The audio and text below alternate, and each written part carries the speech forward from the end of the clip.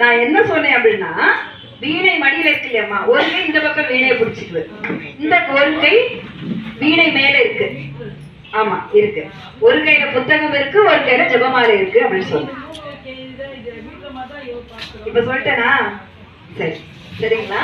அப்ப ஹயக்ரீவர் சொல்றார், லலிதா சகஸ்ரநாமம் ரகசியத்திலும் ரகசியம். அப்ப நம்ம எல்லாரும் என்ன பண்ணணும்? படிக்கணும், பாராயணம் செய்யணும் அப்படின்னு சொல்றாங்க. இன்னும் என்ன சொல்றாங்க, தினமும் இங்க இருக்கிற யாருக்கெல்லாம் லலிதா சகஸ்ரநாமம் படிக்கிறது கை தூக்குங்க. பார்த்து படிச்சது போது யாருக்கெல்லாம்? அக்கா போதி தெய்வமே, ஓரளவு தெரிஞ்சாலும் பரவாயில்ல, யாருக்கெல்லாம் தெரியும்? அக்காவுக்கு. இப்படின்னா என்ன அர்த்தம்? நல்லா கை தூக்கணும், கால் திக்கிறது இல்லைங்க. 1 2 3 பேர் தினமும் படிப்பீங்களா? வாரத்துக்கு ஒரு நாள் அப்படியாமா?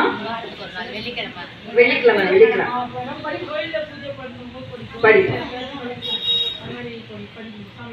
தினசரி லலிதா சகஸ்ரநாமம் யாரால் படிக்க முடியும் அப்படின்னு சொன்னா, நான் சொல்லக்கூடிய எந்த வார்த்தையும் என்னுடைய வார்த்தை கிடையாது, ஹிந்து தர்மம் சொல்லுது. மறுபிறவி யாருக்கு இல்லையோ அவர்களால் தினமும் லலிதா சகஸ்ரநாமம் பாராயணம் பண்ண முடியும். அப்ப தினமும் லலிதா சகஸ்ரநாமம் படித்தால் நமக்கு என்னதில்லை? மறுபிறவி இல்லை.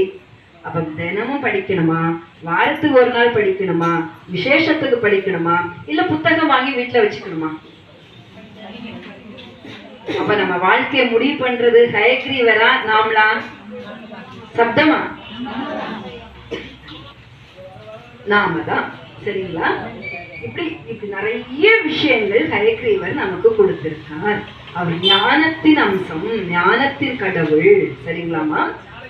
நாம அதனால தினமும் அந்த ஹயக்ரீவரை வந்து வணங்கணும். நம்ம குழந்தைங்க கண்டிப்பா, சரிங்களா?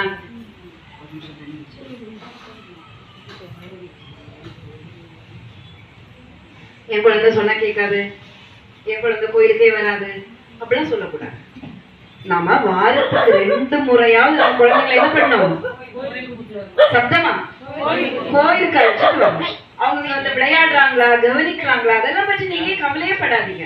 ஆனா அந்த குழந்தைகள் இந்த சாமியெல்லாம் பார்க்கணும். சரிங்களா?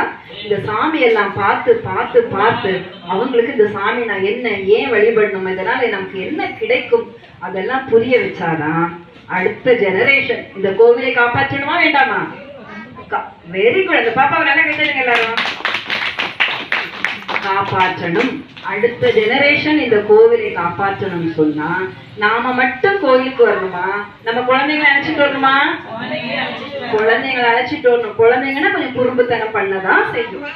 நாம குட்டியில எப்படி எல்லாம். இன்னும் அங்க என்ன தெரியுமா, அங்க நிறைய அந்த பெரிய ஆலமரம் எல்லாம் இருக்கு பாருங்கம்மா, ஆலமரம் அரசமரங்கள் எல்லாம் நிறைய பச்சை கிளிகள் வந்து உட்கார்ந்து இருக்கும். அந்த பச்சை கிளிகள் எல்லாம் அங்கே உட்கார்ந்து இன்னும் லலிதா சகஸ்ரநாமம் பாராயணம் பண்ணிட்டு இருக்கு அப்படின்னு ஐதீகம். சரிங்களா? அப்படிப்பட்ட இடத்துக்கு நம்ம போகணுமா வேண்டாமா?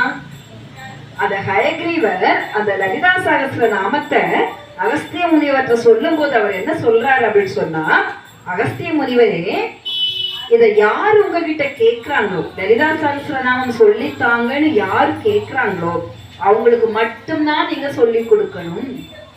பக்தி இல்லாதவங்களுக்கு, ஸ்ரத்தை இல்லாதவங்களுக்கு இதை நீங்க என்ன பண்ண கூடாது? சப்தமா சொல்லி கொடுக்க கூடாது. ஏன் சொல்லி கொடுக்க கூடாது அப்படின்னு சொன்னா, லலிதா சகஸ்ரநாமம் ரகசியம், இது ரகசியத்திலும் ரகசியம் அப்படின்னு சொல்ற. இப்ப ஒரு ரகசியம் சொல்றோம்னு வச்சுக்கோங்க, அது சொல்லணுமா சொல்லக்கூடாதா? ரகசியம் எல்லாரும் பேசுங்கப்பா.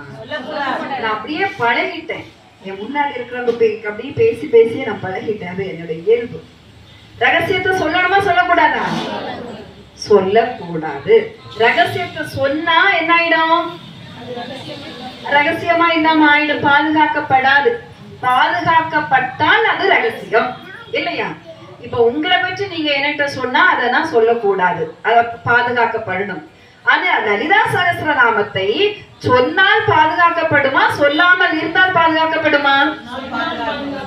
சொன்னால் தான் பாதுகாக்கப்படும் இல்லையா? அப்போ எல்லா விஷயத்துக்கும் ரகசியம்னா சொல்லக்கூடாதுன்னு அர்த்தம் இல்லை. ரகசியம் அப்படின்னா பாதுகாக்கப்பட வேண்டியதுன்னு அர்த்தம். அப்ப அவர் சொல்றார், இது ரகசியத்திலும் ரகசியம், இதை பாதுகாக்க வேண்டும் அப்படின்னு ஹயக்ரீவர் சொல்றார். அப்ப லலிதா சஹஸ்ரநாமத்தை நாம என்ன பண்ணணும் சொல்லுங்க? பாராயணம் பண்ணணும். யாருக்கெல்லாம் இத படிக்கணும், இத அம்பாளை பற்றி தெரிஞ்சுக்கணும்னு ஆசை இருக்கோ அவங்களுக்கு இத என்ன பண்ணணும், சொல்லி கொடுக்கணும். அவங்க பாராயணம் பண்ணினாதான் இன்னும் 10 பேருக்கு சொல்லி கொடுப்பாங்க. அப்பதான் எனக்கு பாதுகாக்கப்படும். அதுக்கு வயது ஒரு தடை இல்லை. அதை சொல்வதற்கு தேவி கையில என்ன வச்சிருக்காங்க? புத்தகத்தை கையில வச்சிருக்காங்க. இன்னொரு கையில என்ன வச்சிருக்காங்கன்னு சொன்னோம்? எழுத்தாணி எல்லாம் ஒரே கையில வந்துடும். வீணை மடியில வச்சிருக்காங்க, ஜபமாலை வச்சிருக்காங்க இல்லையா? அக்கா அங்க சண்டை போடாதக்கா, இங்க பேசுக்கா.